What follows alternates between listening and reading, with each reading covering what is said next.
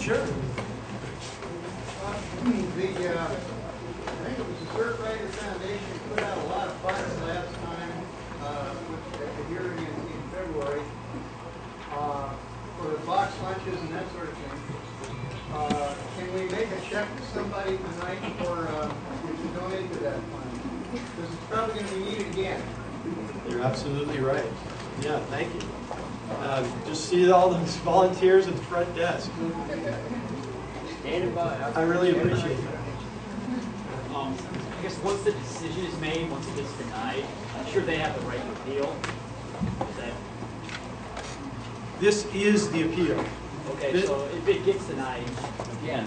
Well, we've recently been through this in a similar process involving the United States Navy and their use of sonar to destroy marine mammals off the California coast. And California eventually, that decision, the Navy sued California. Well, first of all, President Bush tried to overrule California himself. And the federal court said, no, you can't do that. You have to have like some reason. The Navy would go forward. And then the federal court said, no, you got to have like some legal reason. And then when they came up with the legal reasons, they lost at the district court, and then they appealed to the Federal Court of Appeals, and they lost again. And now the United States Supreme Court has accepted that, the California's conditions on the Navy, for argument and decision next year. Now, we're not holding our breath. This is the United States SupremeUrt here. It's hard to imagine that they'd support whales over the Navy. But who knows? You don't want to ever count them out.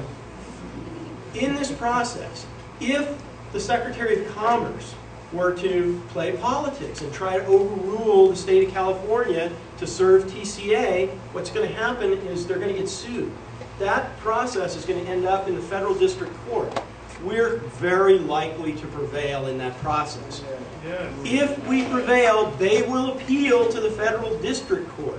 We're very likely to prevail in that process. It could go all the way to the Supreme Court, although it's unlikely that they would accept hearing.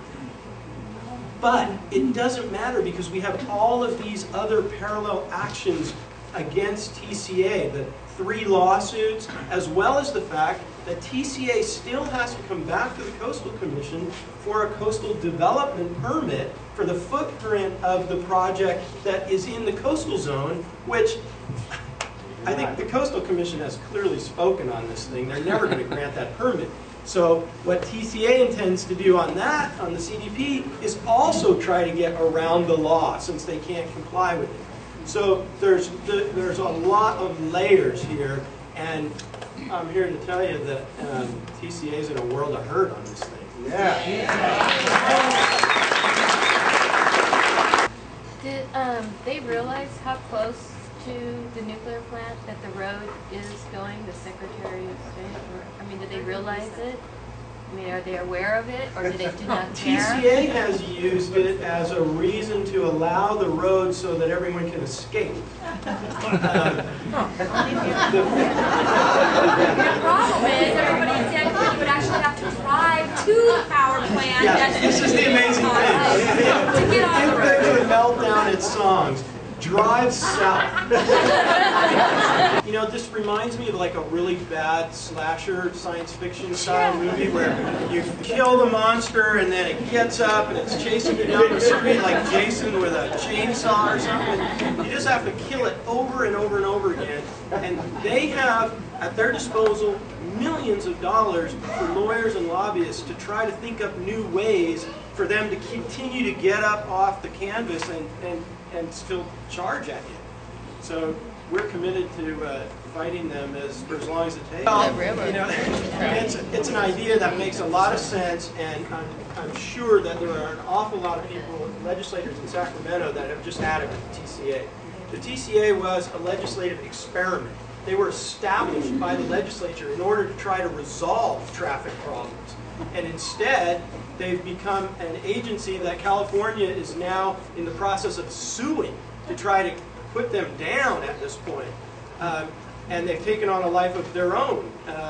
this is a very novel, interesting situation. But, you know, what underscores all of this, and what you really have to remember, is that fixing I-5 is not in TCA's best interest because they have no reason to exist if they're not building toll roads. So they're always going to fight those transportation solutions that are in the public interest. That's the way it's going to be with these guys.